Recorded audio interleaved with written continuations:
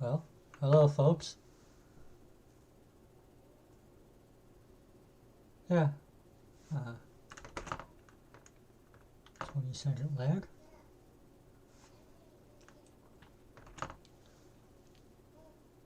Alrighty,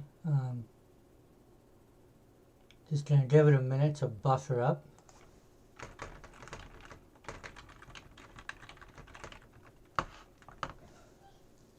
Yeah, let me know if my mic is actually working today.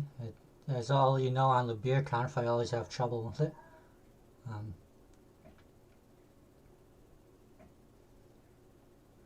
Let's see, 10-second lag on my timer there, so I guess I have to wait. Okay, excellent. Excellent.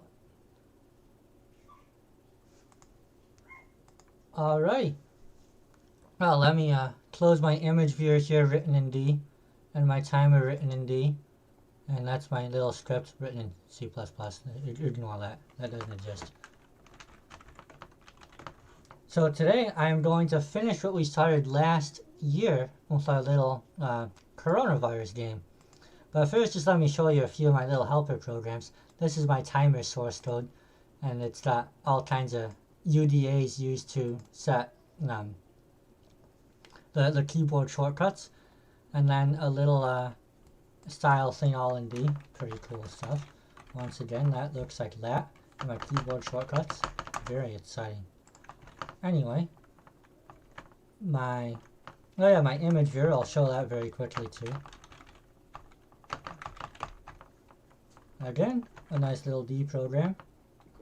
Not a whole lot to it because most of it's in the library, but you can just load images with all that. Anyway, oh yeah, and now I will open, this is my terminal emulator, also written in D by the way, and of course my browser, also written in D. What a surprise, everything's written in D. But what we're going to work on today is that little Asteroid style game that we started last year.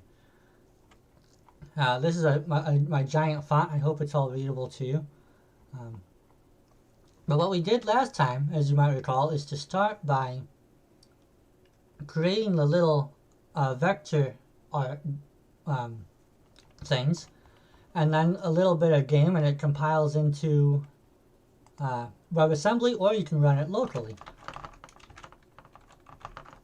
And here is my little game running on Linux. But first, let's go over last time when we actually ended up getting stuck on a small problem, and it made everything not display correctly. And I want to show you what the solution was to that. It was pretty amusing.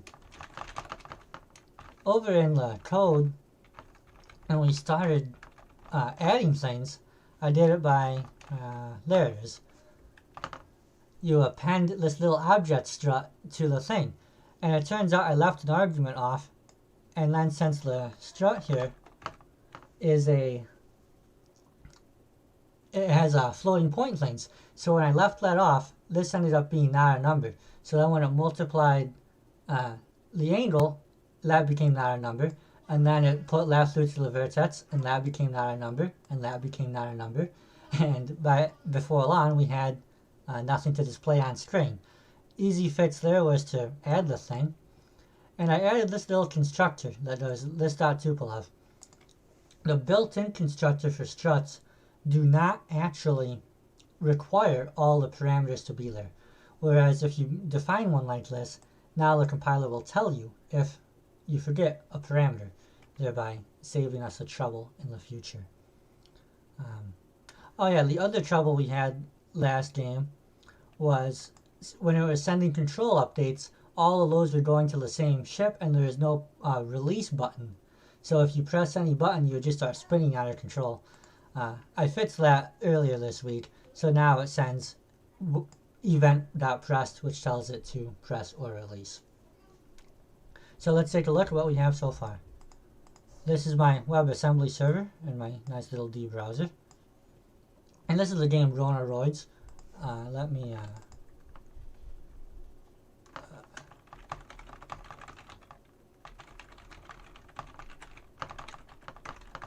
there's a link, And actually, it more or less works already because of a lot of the stuff we did last year.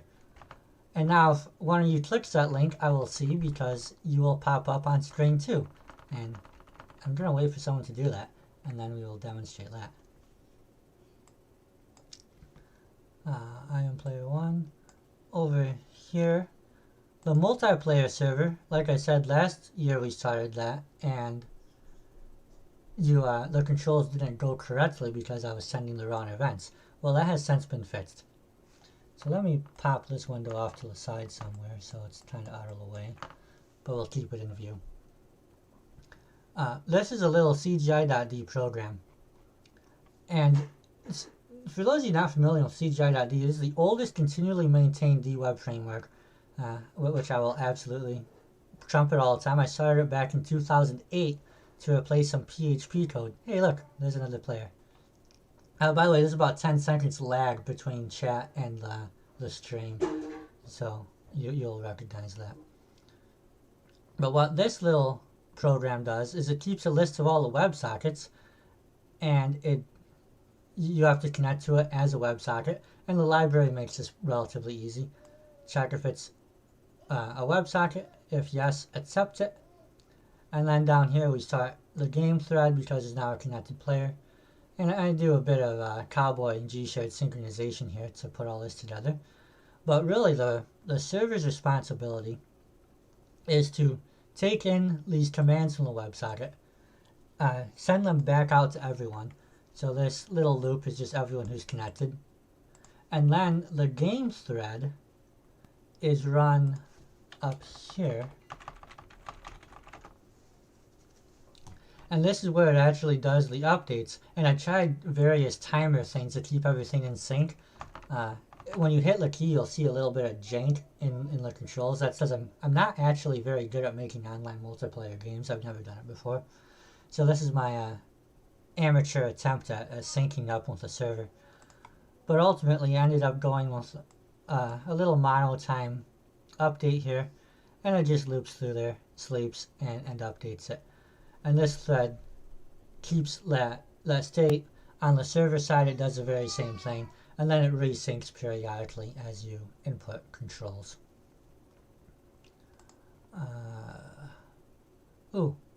Let me get distracted for just one moment and show you all another thing we can do with the CGI library. This is my little game I made for the... Oh, why did that... Oh, I think I crashed it. Whoops. I changed some settings here for the stream, and I am not used to these. But this right here is a copy of the... Oh, come on. Type in there. You finicky. So my little browser in D here is a bit finicky because I just started writing it like about a week ago. But this is my little randomizer bingo game. And what happens here is as you click stuff, it sends a post command, which is then picked up by this program and just redistributed as a JavaScript event source. And the way that code looks is ridiculously simple. Event source server. So you connect to -event stream, it adopts a connection, and then from there we just send down some strings and it distributes it for you. The reason I didn't do that with this, that works for bingo because you're just clicking on things. But for this game there's a little more interactive control, so I decided to go with the WebSocket instead. Actually, there's a lot of cool stuff in the new web framework that I will have to go over at some point too. Anyway, let's get back to our original game. And this is where we are. Everyone's going a little bit crazy, jumping around.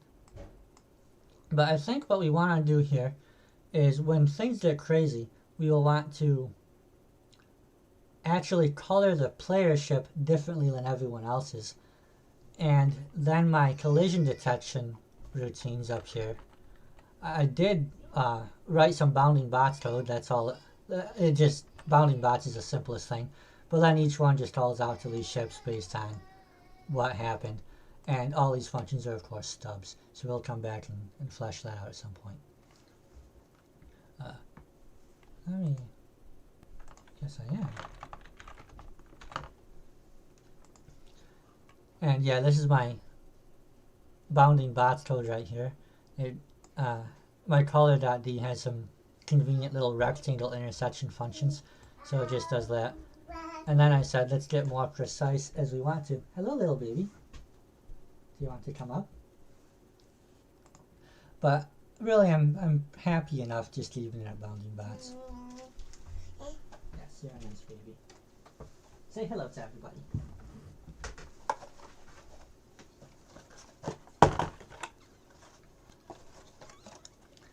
And let's get started by coloring in that player ship. And that, now believe it or not, this whole file is compiled down to the WebAssembly. And that's all done through my server application, which just, I really just call out to LDC and on a web post request. This way I can put all my files together and I don't have to really think about the whole build process anymore. It kind of reminds me of, one thing I like about PHP is you just drop a file in and get it done. Oh, it's stupid YouTube switching back to top chat. Make sure you hit that arrow and switch it to live chat or you're going to lose messages. And it's quite obnoxious. Oh, the baby here has been walking since August. And it's really quite incredible. She likes to get into things. These bags are not toys, but she can't read, so how is she supposed to understand the warning? Hi, baby. Anyway, let's go up to the render function here. I think I used draw line. I did. Now, a bit of the game's architecture here is the updates happen on a real-time counter. Hi, baby. But then the rendering happens on a separate counter. And it does this little interpolated frame thing. See you, little. I'll talk to you in a bit.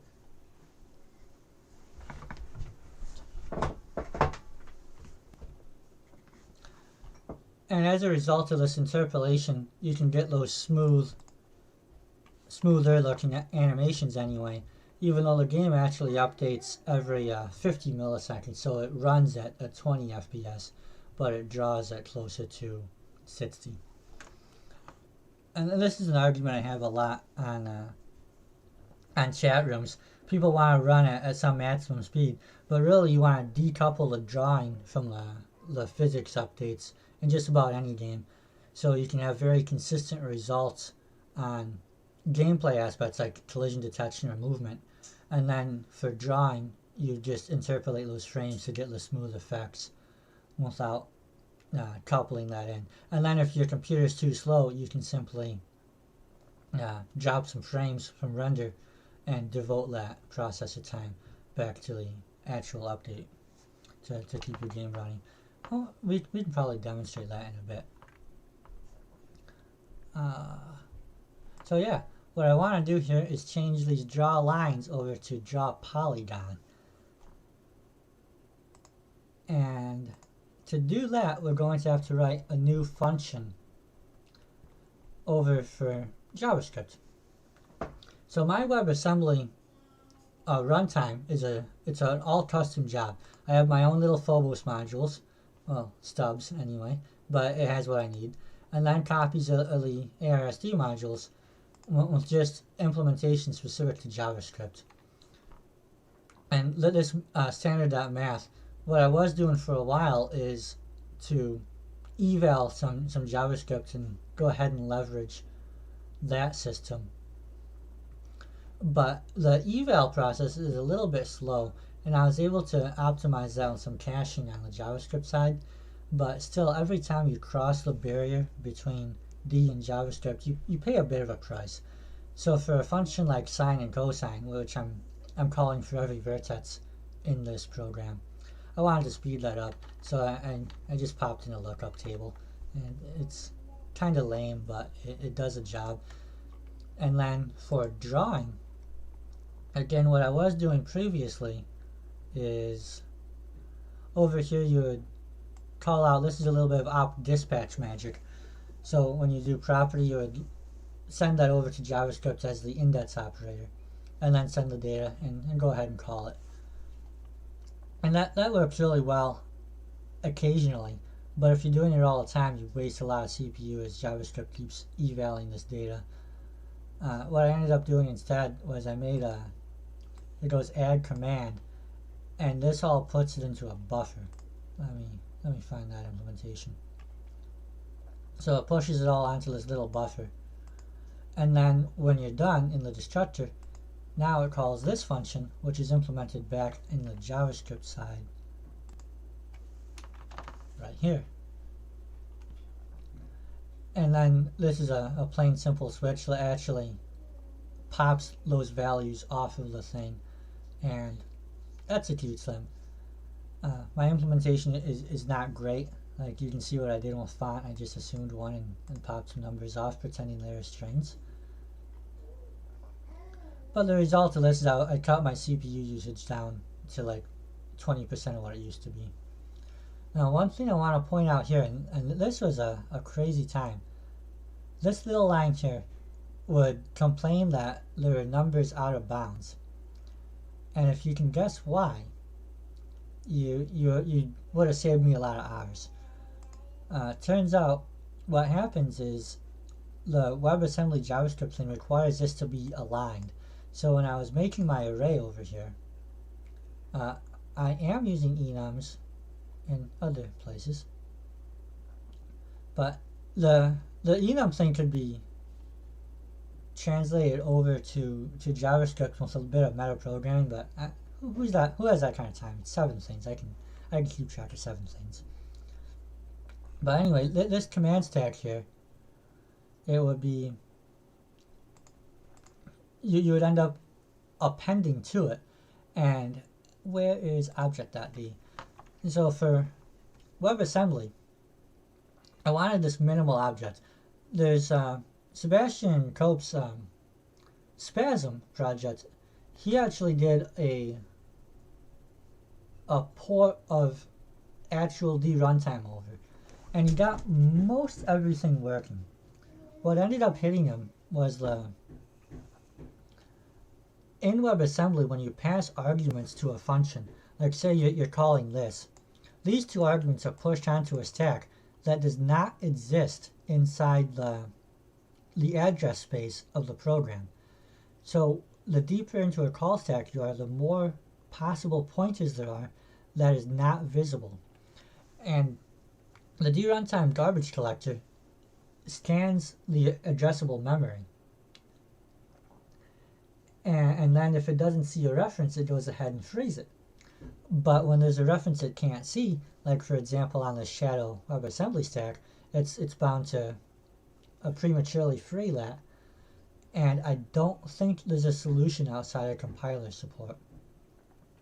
What I've seen some proposals do is have the compiler copy every argument onto a second stack, which can be scanned.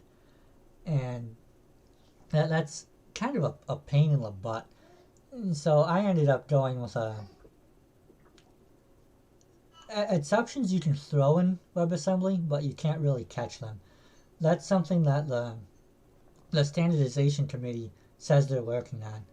And what really bugs me about WebAssembly is their MVP is so ridiculously low featured that you can't do a whole lot with it. Compared to JavaScript, it's kind of a joke of a system. You can get compiler support, like you said there. LDC has, what it ends up doing, if you know how C#'s coroutines are implemented, it's kind of similar. It rewrites your function into a big switch case type thing. And then there's a hidden variable that it updates to say where it is. So anytime you call into the function, it looks up that thing and then jumps down there with a bit of an if-then or switch implementation. And you can do that with blocking calls, and you can do that with exceptions. But again, you need compiler support, and I do not have that implemented over here. I don't know if LDC has it or not. Maybe there's a hidden switch, but I did not set any of that up. But what, oh yeah, and the reason I don't really want to do that anyway is, here's some of my WebAssembly programs. 63 kilobytes, 56. This one here is 65, it's relatively large. But that is actually a mostly standalone program. I do need, no, it's under server. And this is my JavaScript binding, that's 6 kilobytes. So you're looking at a combined total here of about 70 to play these games. And when you're talking about online, size kind of makes a difference, as each user has to download that before they can even start interacting with it. And the smaller you make that, the better. And of course you can gzip these to some extent too. This is the uncompressed size. But when you start talking about 2 megabytes just to get started, or in some cases even bigger, that can be a significant download time for people on slower machines. So I wanted to avoid that and keep it minimal. Anyway, my trouble with that floating thing is I was mallocating it, and I wrote my own little allocator, which unbelievably I've never done before. So that was an excuse to goof around a bit. So each one I put this block at a negative offset, and I do a bit of magic, and then you can free it and reuse it, yada yada yada. And there is this assume unique function you might have spied back over here. You've heard of assume safe append. I do that as well. Assume safe append moves this block.used up to the or the size up to the user. I implemented it, but I forgot what it is. In any case, it modifies those values, which then the runtime can say, we don't necessarily need to grill the memory, we can just reuse it. This branch right here. If the new size is less than you already have allocated, just go ahead and use it and slice into it. That's what assume safe append does. That's the same thing in upstream runtime. But then, over here, what if you can't safe append and you still want to free the memory? In standard D, this is a no op. Who cares? Let the garbage collector clean it up. But over here, I have no garbage collector, so I did this. It marks the block as only used in the one place. So then, yes, I do use HR and indentation tabs for life, and this is a bigger font than I typically use myself. This is my normal size, right here. But I figure for the stream, I'll turn it up to 11 so you guys can see. Attila saw a screenshot of my computer, and he's like, "I can't believe your font is so small or so big," and I think this font's a bit small, but I'm too old for this. I'm gonna be anyway. But anyway, when it reallocates this block, if it's marked as unique, now it can go ahead and free that because it knows it's not used anywhere else. And this is the implementation of realloc, which is called by array.length. So yeah, my little pathetic mallocator, it more or less did the job, but I kept ending up with these alignment issues. So I did this little ridiculous thing where I said if you're not a multiple of 16, just add to it. And that's how I aligned everything to make it work, and now it will send that data over. And then I have my little assert down here to make sure I didn't bug that up.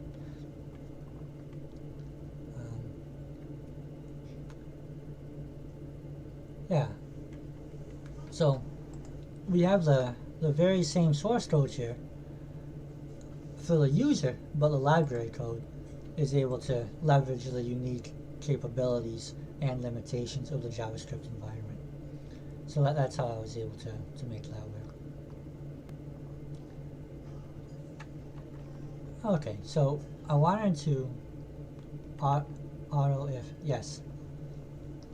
For those of you not familiar with the if auto,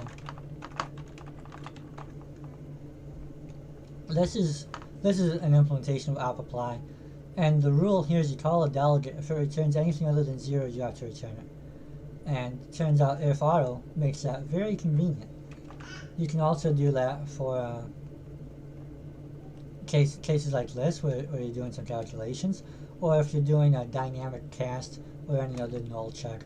It's very good at that. I use it quite a bit. Okay, where was I? Okay, so the first thing we could do down here is just say if, well actually let's do it up here.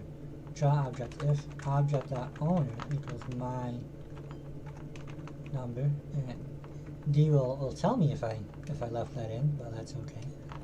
Then I will change the color.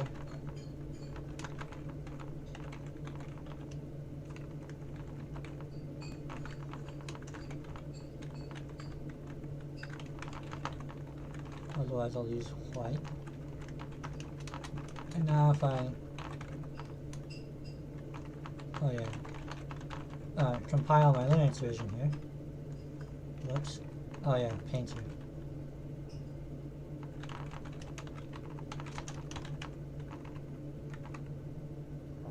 Oh yeah, that deprecation error, that drives me absolutely nuts. Especially for this bitwise operator.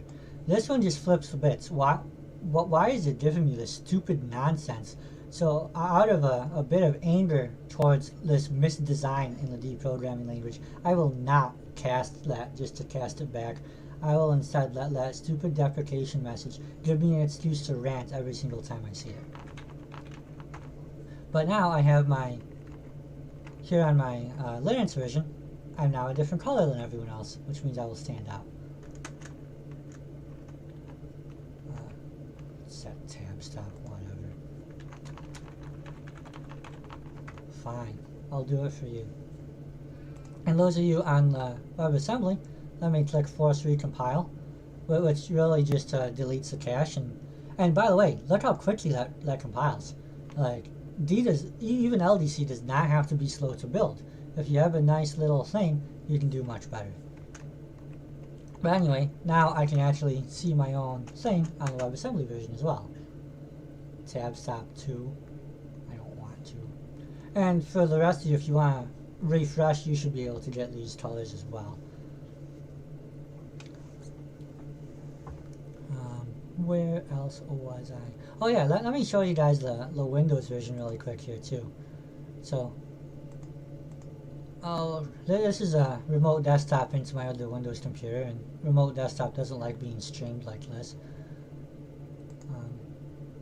But what I can do, I'll go back over here, I will compile this.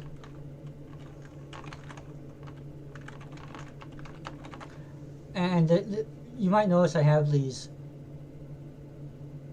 Oh, okay, yeah, that deprecation, 352. 352. This is the line right here. So,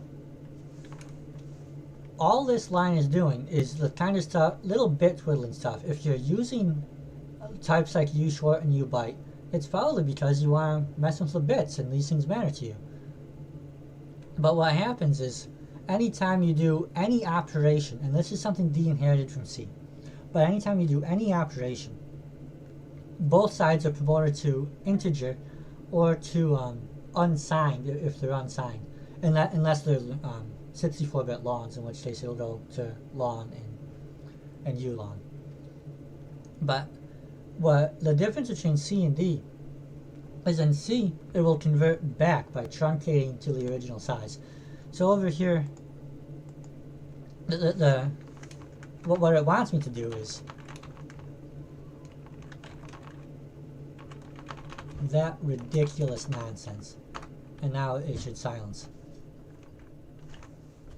So it wants me to explicitly say, hey, promote list to integer, and then truncate it back to the original size. And this is what C compilers just do silently. So C sucks, but the fact that the compiler silently does it means you don't have to think a whole lot about it. Even though you should think about it, because of truncating conversion, you potentially can lose some overflow or carry bits off of it. But this is the bit wise not. There is no overflow bit. There is no carry bit. It's just flipping the bits you already have. So that shouldn't be promoted at all. Now once it's promoted, by the way, you're going to so this thing is going to look something like that in binary. And then when you flip the bits, you end up with yada yada yada yada yada.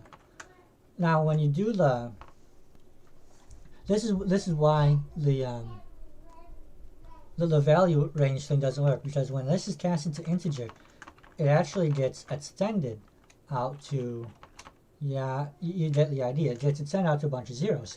Then when the bits are flipped, you get a whole bunch of ones. So then the value range propagation looks at this and says, well, all of these bits are going to be discarded when I cast back. And that's why it doesn't work. It says that the operation of the cast is, the maximum value here is now uint.mats instead of ushort.mats, because all those bits get flipped after the promotion. And value range propagation looks at that and says, hey, I don't want to lose this data for you. Tell me what to do. But as a practical matter, I wouldn't be using ushort if I didn't want to do this. Like, I just want you to flip these bits and apply my bit mask. So it drives me a little bit nuts. And I will continue to protest this until the language becomes better. Anyway, back to my Windows build. So on my Linux bots here, I have two convenience scripts. This is DMDI. It just calls my DMD with a bunch of convenient flags, including my precious -i flag, which I love a great deal.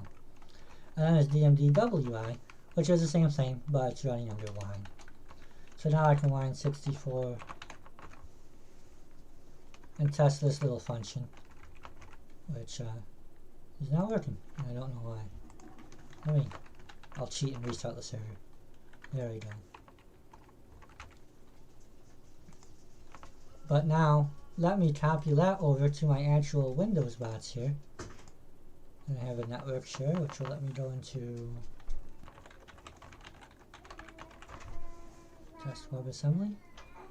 And let's find the Ronaroids exe and double click that like a pro. Come on, copy over. And now I'm playing from Windows. And go back to my browser, reload that again, and I am able to interact with my nice little Windows application as well. Preview, what happens with preview and promote? I do not know.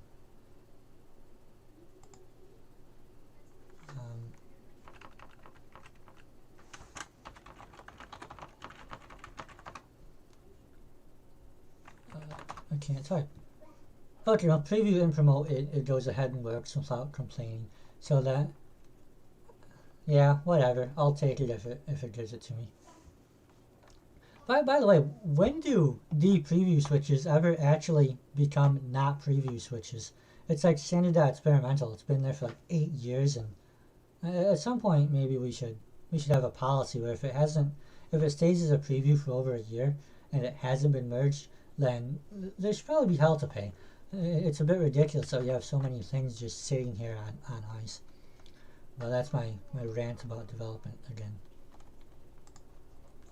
Okay, where was I? So, now that we're... Hi, where did my... There it is. So I'm player 4. So now what I want to try doing is extending those other functions. Oh, I'm getting lag. Sweet. My code is not very good. And my my CPU here is very busy running the stream. But yeah, there's 12 to 20% running these pathetic little things.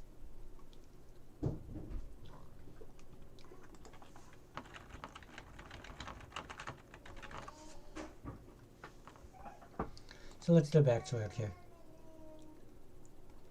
What I probably want to do is change all of these draw lines over to a draw polygon. And let me... Oh wow, this code is ugly. I don't like it. Let me remind myself how to actually use that. Let's go to the greatest website on the planet.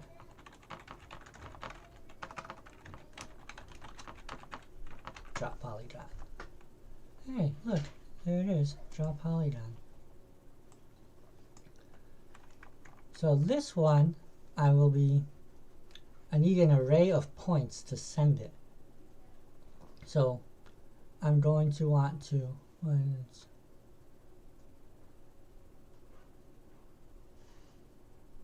oh yeah, let's key repeat.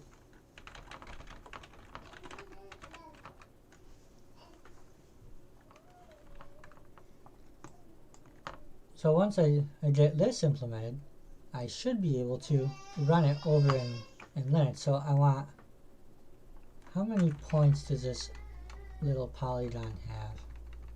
I have ship definition somewhere in the file. Type. Yeah. A ship has 6. No, that's the radius. The ship in fact has 5 coordinates. So let's jump back up here. I'll make my little double 5 just to avoid the dynamic allocation. I don't need that.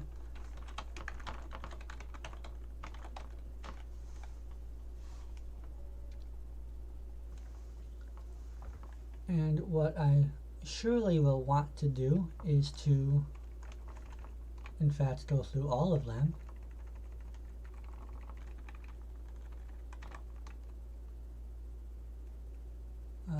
That's going to need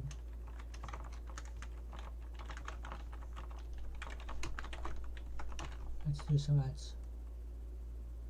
Oh no, that's the points, aren't they?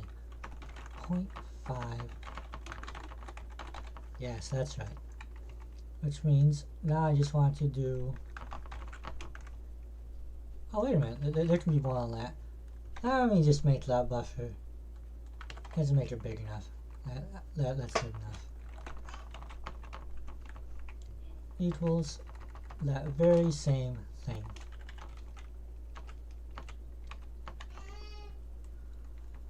And then I will want to draw polygon.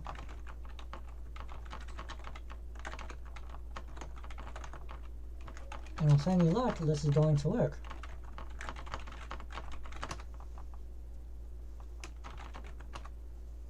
Ooh la la. So now we can see the expected result here on the Linux build, which is a ship that's actually filled in with color and not just an outline.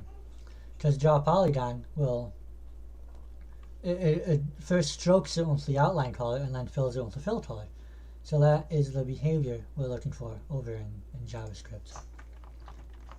But I'm going to break the game now, so be prepared. If I go ahead and build that in WebAssembly, my server is going to spit out, oh, there is no draw polygon implemented over here. I need to do that. So we go up here, and this is a bit of my actual development process here. I like to implement these frameworks of code that then when I need something, I can just go ahead and add it in a matter of minutes. And that's why I hate tagging stuff, because I feel like I have to complete something at that point, and other people then want to use it. And to update, I gotta tag and re-release. And for me, I just make a few edits and recompile. So this is our draw polygon. And this is the implementation from Simple Display copied over. And this right here, JavaScript, would do the job.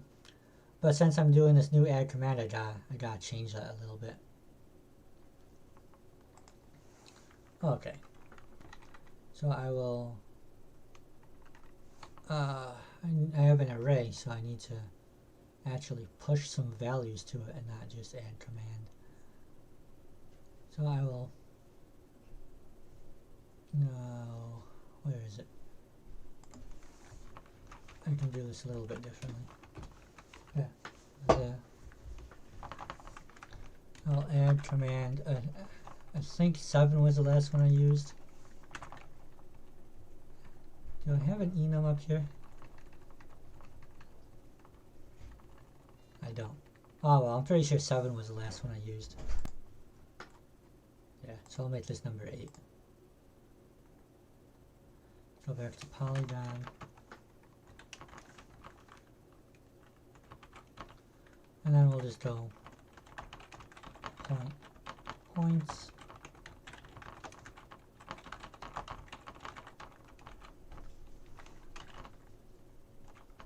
Actually, that's not an add command. That's just a push to the command stack. It's not a stack, is it? Yeah, it's actually a queue, but I call it that. Anyway, now we have a draw polygon. But if we recompile, refresh, it's still not actually going to work. Wait. Yes.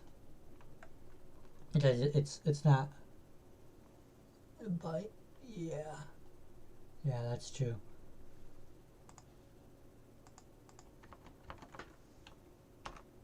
Come on, load up. Oh yeah, I have to cast these to doubles.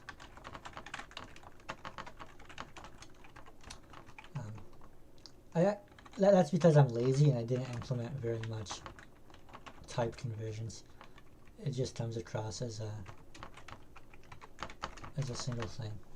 But now, go back here. Why does my reload button not work that well? But now, because there is no function in JavaScript, I'm just getting a blank screen. So what I've got to do is go back up here to the JavaScript function and implement it. And this, by the way, is something that I really did not. I don't like doing this. IRC, whatever. I wanted to implement all of this over on the D side, but for performance reasons, you gotta kind of avoid that bridge.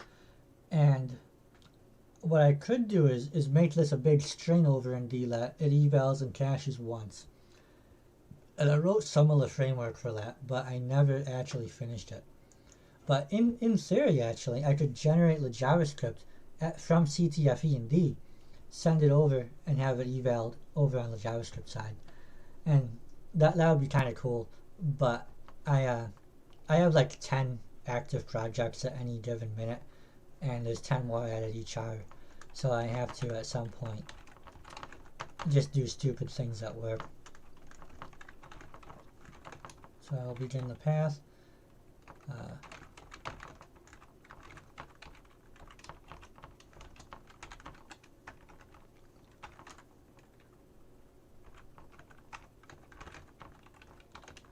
Just get it into position.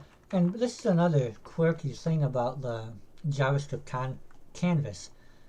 If you put things right on the pixel boundaries, you get some kind of bizarre blurring effects. I think it's subpixel anti-aliasing it's doing. If you do this plus 0.5 thing, it gives you a much more crisp appearance at the cost of performance though, which is counterintuitive, but that's JavaScript for you. There's one more thing I need to do. I need to tell it the length of this array so I know how many things to push off. Yeah, each one of these is one of the functions in D. So case 8 is draw polygon because I told it command 8. 7 is draw line because I did add command 7. And if I actually did generate the JavaScript from the D, and let me just you could do something like that. And you'd say this implementation is going to be yada yada yada. And then I wouldn't even need to have explicit numbers because I could meta program that JavaScript right inside D as a UDA, spit that out as a JavaScript function, and then either serve it or eval it over on that side. But I did not do that because I am perpetually procrastinating. So number 8 up here is just my new draw polygon command. I need to tell it to send the points length. So now I know how many things I have, and I will, yes, and I will jump to the very first one here, and then I need to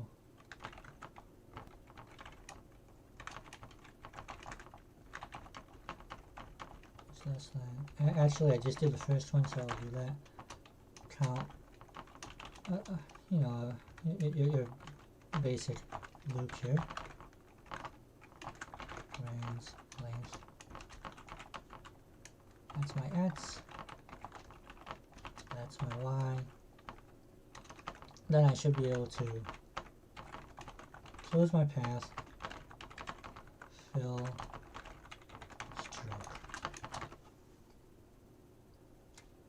Yeah, I'm doing my little JavaScript Asteroids game right now, showing how to implement a new render function, in this case draw polygon, as both D and as JavaScript. And we should be just about there. Hey look, it worked. So now we're getting the same result we were having over on the Linux application. Oops, that's the wrong window. Back in JavaScript. And the reason this is so cool is I write a lot of these little games, really just using, this is a basic application of my simple display.d library. It does these. You can do it on Windows and on, apparently I shouldn't call it Linux because you can do it on BSD as well, among other systems, but the implementation is really relatively straightforward for your games. Let me show you the source again. This is the game code. I just say I want to draw on my window. I put in some colors, and I can do basic commands like draw rectangle, or draw polygon. And then the input, you just set these loops, and you can check your keys. And the library also supports a great many things if you want to go crazy. You can do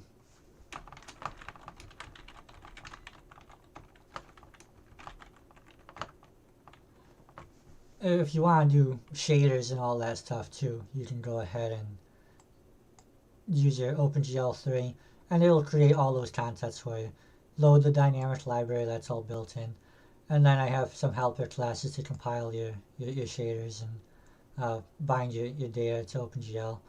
So you can go from the very simple side of things over to the relatively complex side, and it's all available.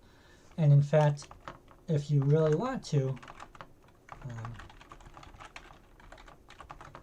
this is an application of mini GUI.d, but you can draw with your traditional commands, or you can embed your OpenGL. This is OpenGL 1.1 or 3.3, all in the same kind of window, and it all comes together.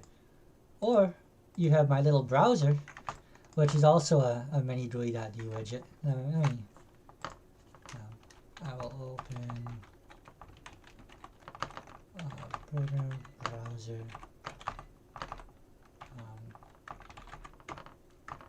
This is my browser source code, and I do create this is my control bar. You can see a button with left, back, forward, the line edit for my URL. This right here, this function is why Firefox is dead to me. OS. This is, yes, it is Vim, and the OS is Slackware Linux. I've been using that since I got on the Linux train. Turns out Slackware was the only one that worked on my Pentium 1, so I kind of stuck with it. But if you use Firefox past version 76 and you double click on the URL bar, it does the stupidest thing I can imagine. It selects a word kind of like that. I can't stand it. I want it to select all when I double click. Hey, I made my own UI. Now I can do that. So I don't have to be.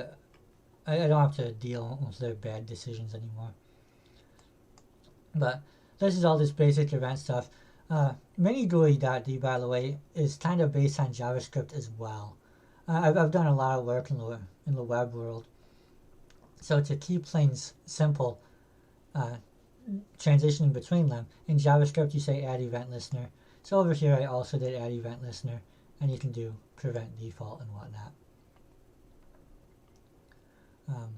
Yeah, and then the real magic is you do new web view widget, which is a wrapper. On Linux it uses the Chromium embedded framework. Over on Windows, hey, I have my Windows bots. It does my Windows bots, which doesn't want to draw because it's a bit janky remote desktop. But there it is. On Windows it's actually the Microsoft Edge framework, which you can interface through a COM API, which D makes remarkably simple to do over there too. It's really quite cool. But anyway, then I make my menu, which I do through UDAs, and one really cool thing, this execute.js. So this function has an argument. So let me click that in the UI. And thanks to reflection, it knows it has an argument, string code. So it asks me, hey, what string do you want to execute as code? And I can tell it whatever. And then, oh, I haven't implemented JavaScript alerts yet, so that's a bad example. But let's say I were to do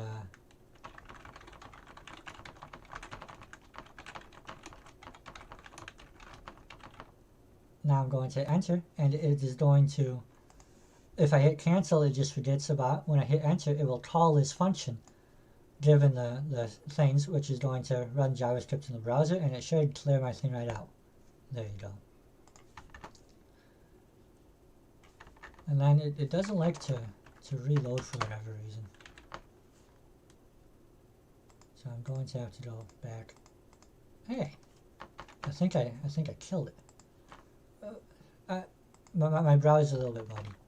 Forgive me. Back up there. But yeah, as a result of all these little UDAs and stuff, I don't have to write a whole great deal of plumbing to make these menus work. And this little function actually does the magical connection. But yeah, just to finish this browser demo, the web view widget, which is in the arsd repo, it's under mini GUI add-ons. But that takes the other functions and sends it out to these observable variables. So I can just add event listener, and I say, hey, when the title changes, let me know, so I can update the window. Or when the status bar changes, let me know, I will update that. And you can, that's right down here, so that's happening. Or if the loading progress, update my progress bar on the top.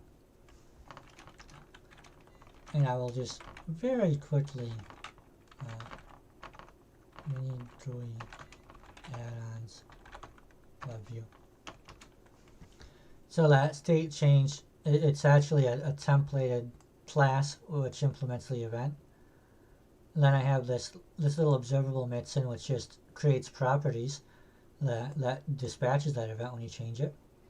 And then there's my actual abstract class, and then those implementations. So this is the Windows version, which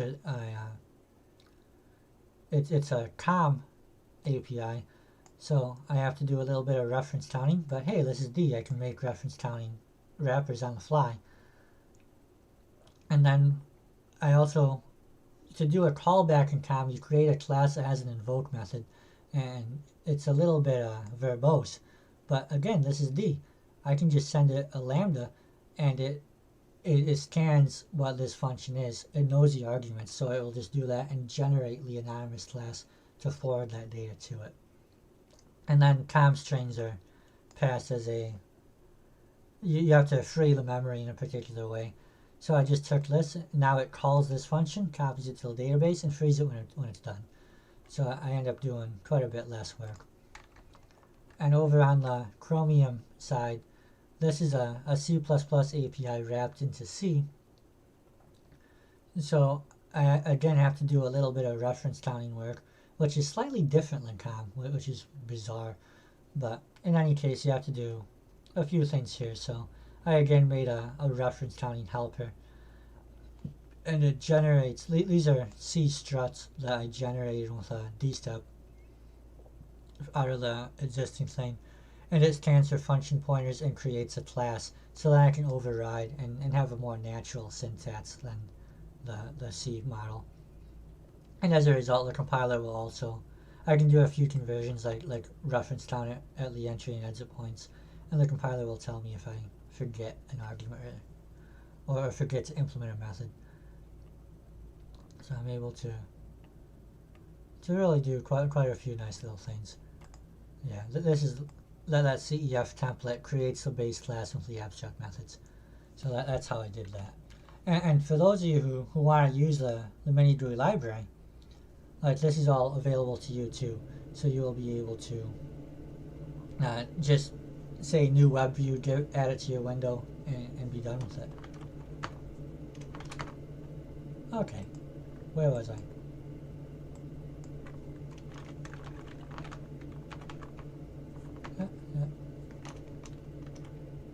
Oh yeah, runtime expansions, that's what I need to do.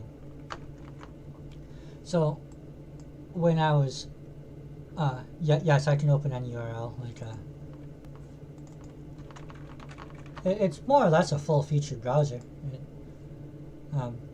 Thanks to using the work that Google and Microsoft already did, which makes me a little bit vomity to say that, because I don't care much for the Chrome browser, but Mozilla did it to themselves. They suck. I have no choice but to abandon them because I can't double-click on the URL bar to select all. It drives me absolutely nuts that they broke that. So they're dead to me. But anyway, yeah, I can go to all my favorite websites, click through, or if you're doing an embedded UI, like the Electron style of programming, then you can inject custom JavaScript from your application and serve it up locally and really do all your Web 2.0 stuff if you want to do that. Okay. Back to my game. So I wanted to show you when I do a state update. Oh, where was it? No, that's not it. Oh, replacement, that's what I called it. So over here I do a, actually I'm leaking memory right here. Whoops. You see in D there's a garbage collector. Over in the WebAssembly I have to remember to free that, and I forgot to do it. So in any case, that's not that important. We have memory to spare. Well, no, this function's only actually called from the D side anyway. The WebAssembly side calls this side, which is not allocate memory. So we're okay. I did it right. But really, what this does is it copies those struts into a thing so it can shoot it down the WebSocket. But this operation right here, byte append equals, requires runtime support. And let me show you what happens if I break that.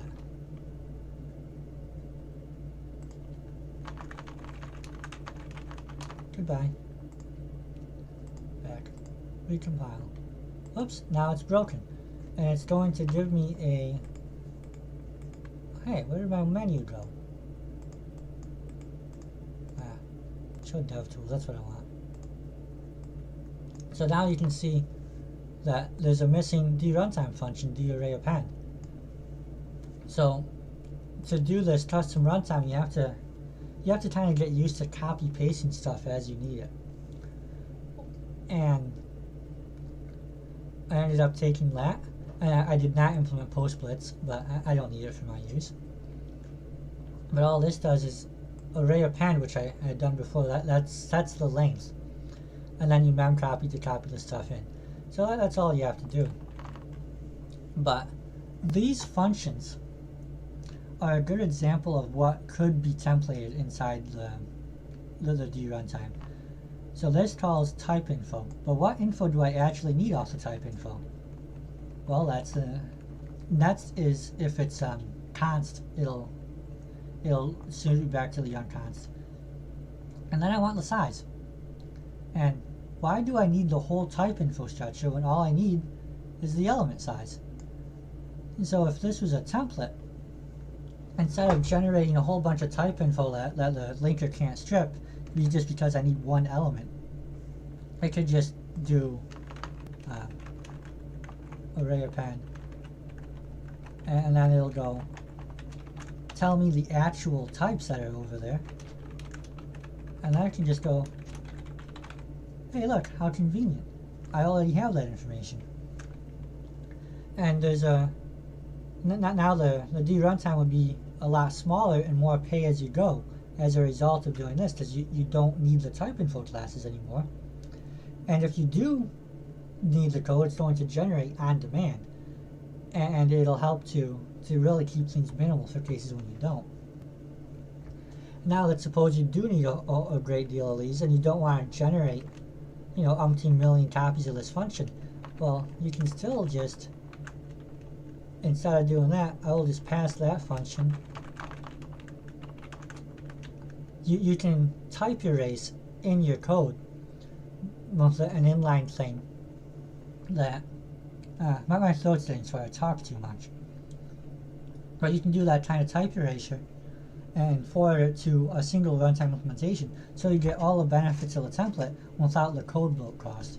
And if the compiler was smart enough to recognize that pattern, it wouldn't even be up to the linker to strip it. It would just know that it's automatically inline, forbid taking the address of it, because otherwise you'd have to generate at least an entry point stub.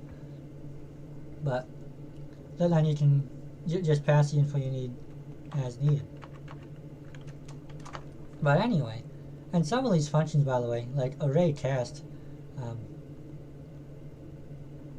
it's a bit janky being inside the D runtime. But it does what it needs to do. But once you copy paste that function, go back, recompile, hey look, your program is running again.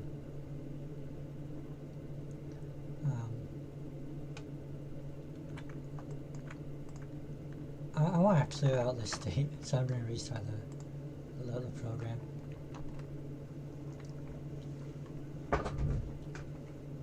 Now, let's go back to the actual gameplay. We've had some fun with D runtime. Let's make the gameplay useful. So, these are our collision detection functions. If the ship hits the asteroid, and by the way, we need to add some asteroids. It's called Ronaroids. Where are they? We've got our T cells, but we don't have our coronaviruses. Maybe this is the vaccinated version, am I right? Anyway. Where did I add a name? Oh, one last bit of magic here. My monotime implementation in JavaScript. Hey, shoot me. I have this forward to the function performance.now. And then am I looking at the wrong? Yes. So, yeah, this is the WebSocket, and again, if you look at the arsd WebSocket thing, the class is modeled after JavaScript already. Hey, good hits, you guys. Well, the class is modeled after JavaScript already, so I can write this, and this compiles as D, and then when I promote that to WebAssembly, here it is. it's a class with a native handle, and then over here I did use an eval, so I just forward it to JavaScript and eval it, and then I just call it, and this is a little bit janky because this is JavaScript trying to read a typed array. You have to do a little bit of really silly looking things, but then I just forward the data back to D, and I'm good to go. And this is a significant difference. Over on the proper side, Linux and Windows, you don't have an event loop unless you call one. In JavaScript, you necessarily have an event loop. And you might remember earlier I was talking about how adding the compiler can do a magic switch case thing to simulate a blocking call. If you don't have compiler support, you can't do that. Anytime you call out, it's going to be an asynchronous call, and you have to be invoked back in. So over on the D side, or the standard Linux side,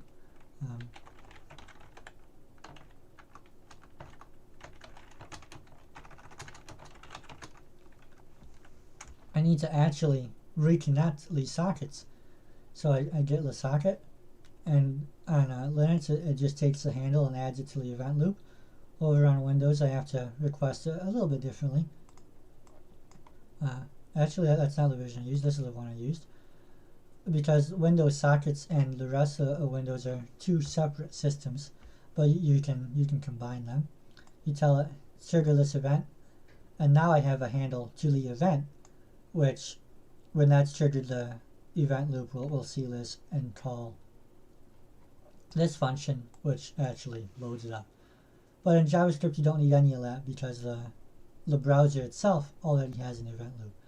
So that's a simple no-op over on this side. Yeah. Now I want to make the game a little bit playable. So each game object, I already put in an HP thing. Let's find where I'm creating one. Owner type HP. So this is an Asteroid that has 1200. I want to, let's yank that down and put it on the, whenever a new player joins, we'll also throw in a new Asteroid. Add player. Asteroids. Throw one in. And now, when we run the server, we'll be able to have a little bit of fun with that. Let's do it. Make. Run. Over here we will just force recompile. Hey look, now I have an Asteroid.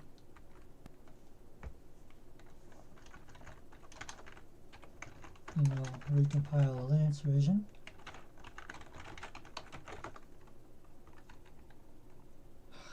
I can't type.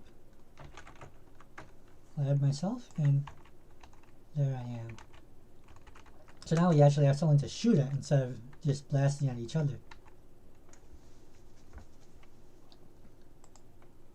And when I disconnect, I should probably erase the player's stuff, but yeah.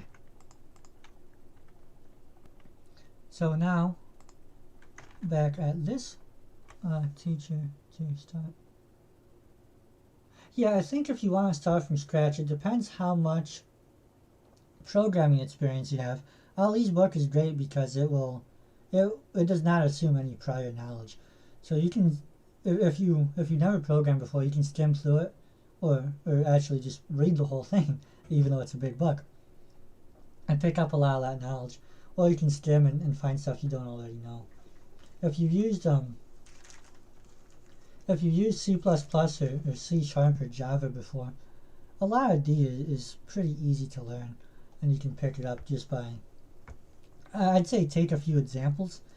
Like go to the simple display.d documentation. I have pawn and I have asteroids. You can view source of this, and then you can modify it and start actually having some fun yourself. I like playing with little games because it's something you can see really quickly, and your changes take effect on screen. And yeah, I think Ollie's book is probably the best way to go if you're relatively new.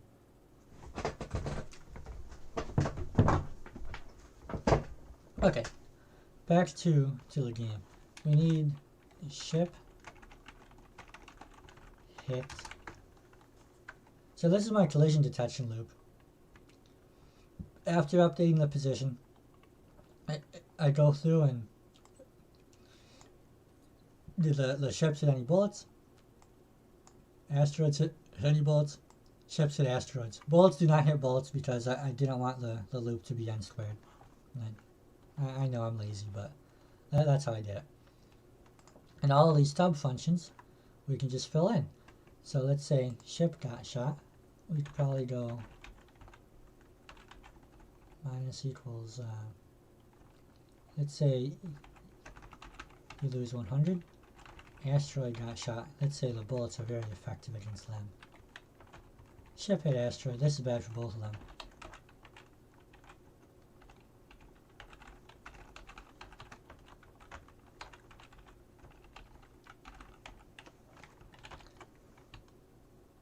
And by the way, this one really cool thing you can do is called virtual dispatch, where instead of just taking generic objects and having functions, you would just say like thing got hit, and you could say ship, or assuming you're doing object orientation.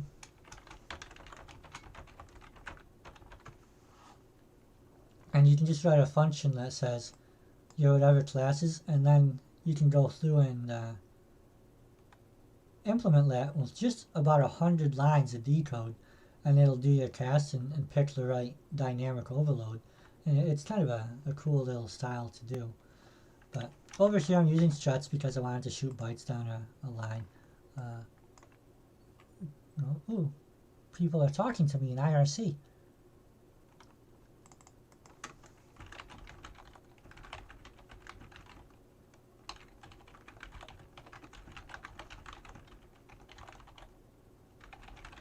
Oh yeah, my HTML render, let me widget.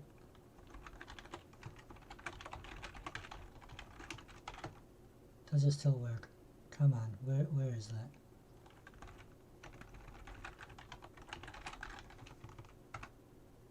Yes, I think it's still working.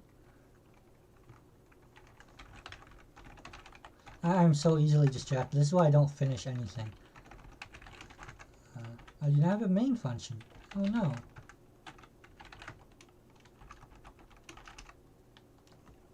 Okay, I can probably get that to compile later, but I actually did make my own HTML render backend as well, but it doesn't run WebAssembly, so it's not useful here. And it sucks and can't even really display dlane.org. But maybe someday I'll finish that, and then I can say I wrote my own browser from scratch, because that would be kind of fun.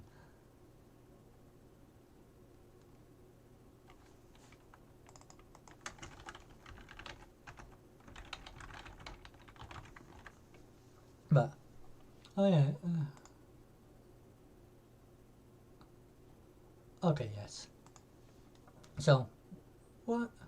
I am so easily distracted, I forgot what I was doing. Oh yeah. Collision detection. So now what we want to do is, this is something I wrote last year. It goes update object, and it says returns if the object is still alive. So if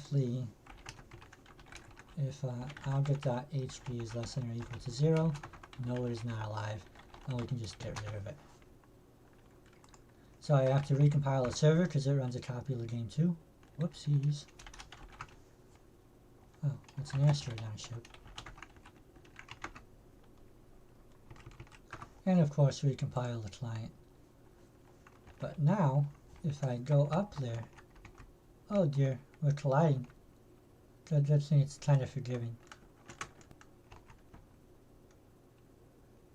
There we go, now I can actually blow them up. So, there's a bit of fun we can do. But I want to add more now. I want to add more. I guess I'll have to get rid of this player to trick her into reconnecting. Uh-oh.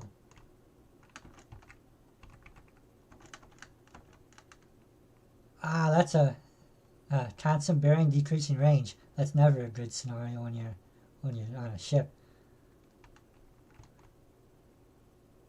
In fact, let's sacrifice myself to science. When I want to fly into bullets, I can't. I'm not a very good pilot. Yeah, blow up those ships. So, yeah, now we have an actually somewhat playable game.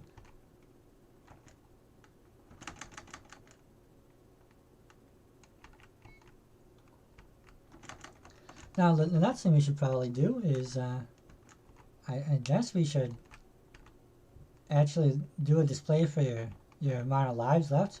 And typically in asteroids, when you hit the asteroid, it breaks up into smaller pieces. And I think I did that over in this version. Did I do it? Oh wow, the controls are way different on this one. Yeah, this one actually does that. So this it grows up and you get, oh, this is cellular mitosis. These are hard to control. Yikes. Oh yeah, this is actually the one I wrote last year before doing the other one. That's a fun one.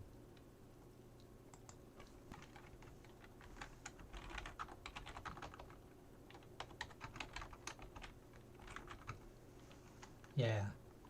Oh, this one I can use my joystick on because I have I haven't ported this to JavaScript. But this one you're orbiting a little black hole, so that's why the physics look weird. If you take the bird's eye view, you can see you're in motion. But then you zoom in and it centers on you. So now all the things look a little bit strange. But this is a version I wrote many years ago. And actually, I think I did one of these. I did animations on for the engine. In fact, ooh, this one is so old. It's written in D1 to give you an idea of its age. And then this one, yeah, there we go. So this one uses simple displays, classic OpenGL 1.0. So you can actually you get a little bit of first-person 3D, and it's lagging on me. There we go. But yeah, this little version, there it is. So you've got all these fancy gradients, and this is actually your life bar. And now, of course, because it's 3D, you can't have 3D without a rotating cube somewhere. So, yeah, with a gradient on it. So I've had some fun with that too. But yeah, that one actually has some little animations. And this is what I want to... This is my little side-scroller game, obviously based on the Mario Brothers. And what's cool about this WebAssembly thing is once I implement a handful more functions like draw image, this little game should probably work over there too. And that is a picture of my cat going around ruining things. And you have the hover effect here, just like the Princess in Mario Brothers 2. But a lot of these things, once you get the foundation down, you can do a whole bunch of very easy ports by just recompiling. And that's where I'd like to be in the next, realistically it'll be a few years, because I have so many other things to do. Ooh, what's this one? Ooh. Yeah, this old version. This one was written in C++. This is before I did D. This one was ages back to like 2005 or so. But this one, you can put your shields up, and you have little animations, and this would be a kind of fun one to do. Oh wow, I'm bad at controlling it.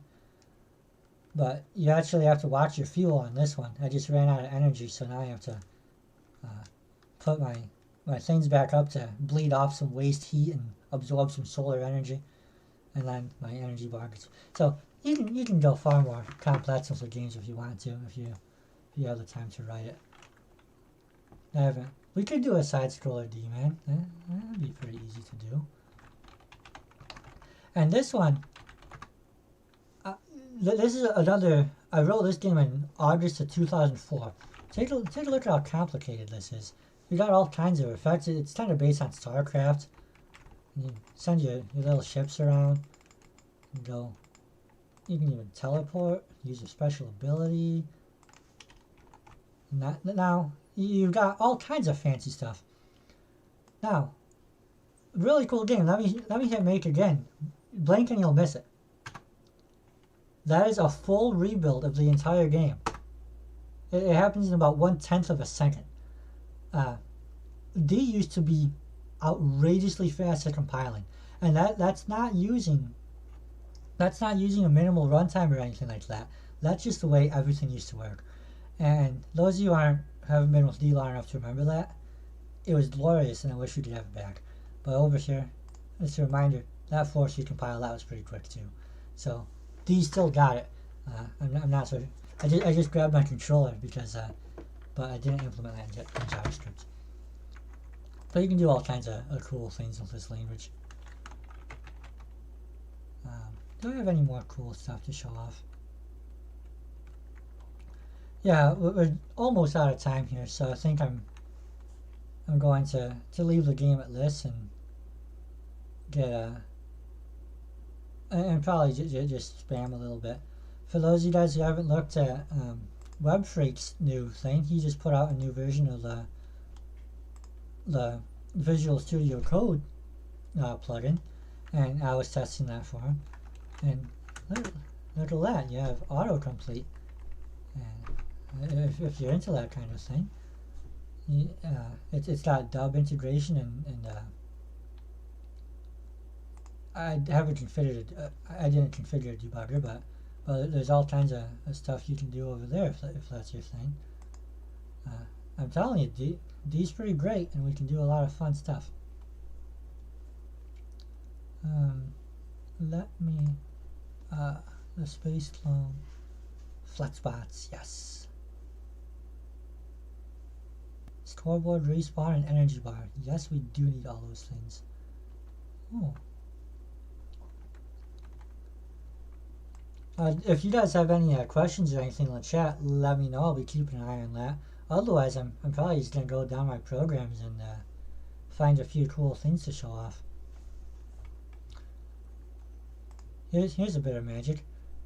This is my Windows bots, but I can borrow my session, and you see the icon, it just moved. And this is a custom program written in D, obviously. I can pull up my, and the icon down there, a lot of times I have like 20 windows open at once, so having the icon for these sessions, it really helps me find stuff a lot. This is some of my new web framework, and this compiles slowly. That's like a second and a half. You could do a custom fill color, but I don't want to right now. So this is, I've had a D web framework, CGI.D, like I said, I wrote in 2008. In 2011, I took what D had for introspection at the time and made this little thing. And what this really ugly code did is it would reflect over a class, it would find the stuff, and generate a lot of code to create it. So you can create both an HTML and a JavaScript UI. And I've been wanting to do version 2.0 of this for some time, and I finally did. So this is an employee table. This is the complete source code to this. So this is a collection, and all I did is select all from the database. This little mitsin, this is your, it dispatches your URLs to various objects. And then this object up here, I just said it has these 4 items, and they can be saved to the database. and it's saved to that Postgres database. Now, what UI would you expect from this? Well, let me show you. You might be amazed.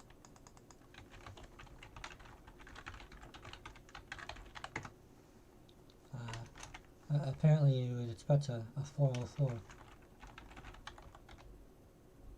Right?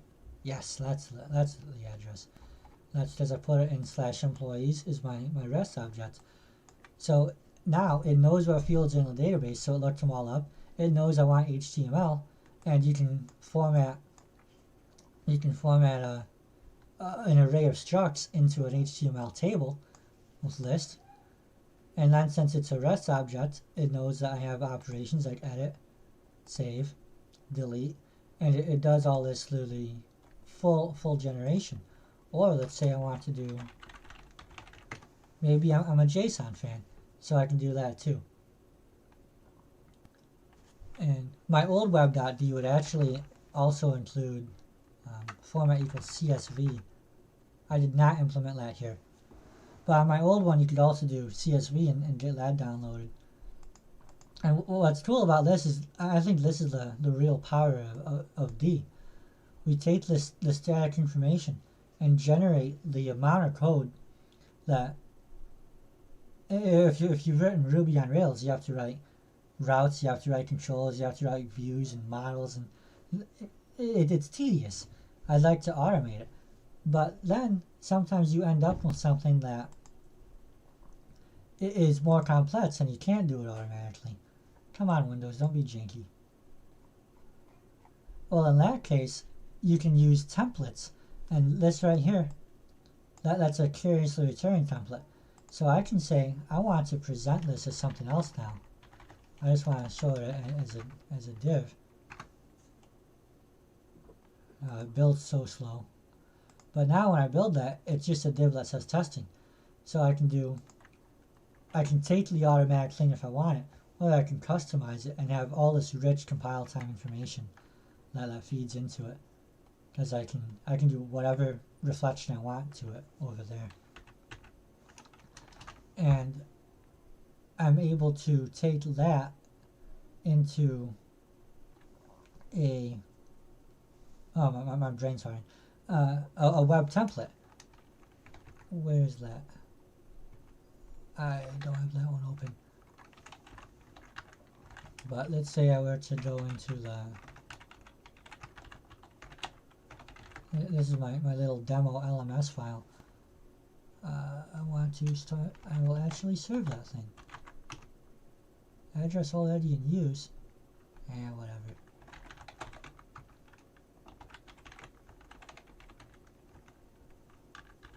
7766 isn't in use. I will go to,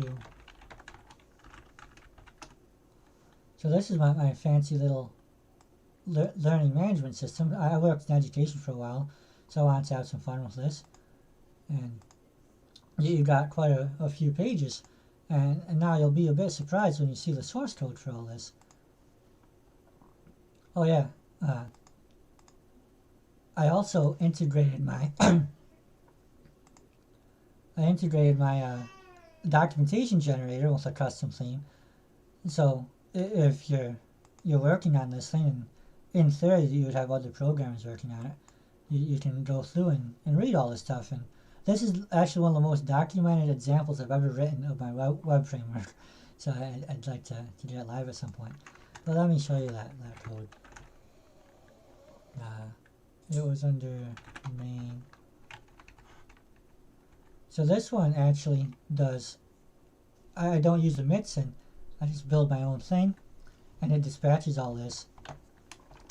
And the functions, let's look at that course. This is where the calendar was.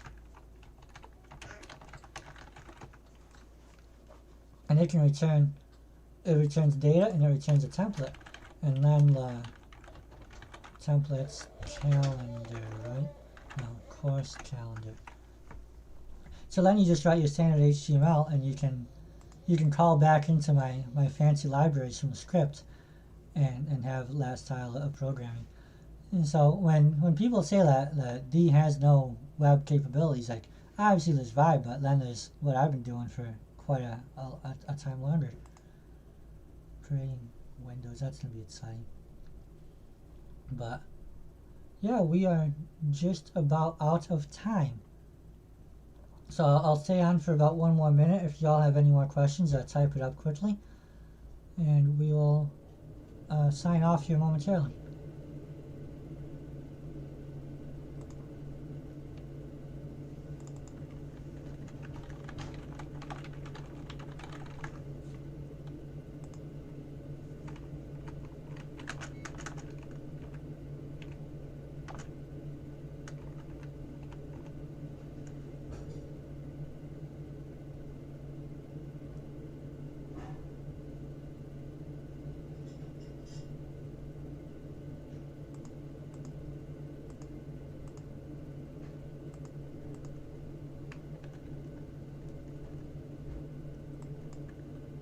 Alrighty, folks. Well, thanks for coming on and hanging out with us today. If you ever want to talk about D or its libraries, I'm often on the forums or the Discord. And sign up there, and if you have trouble with any of my stuff, let me know, and I will always try to help you as much as I can. Take care, folks. So long.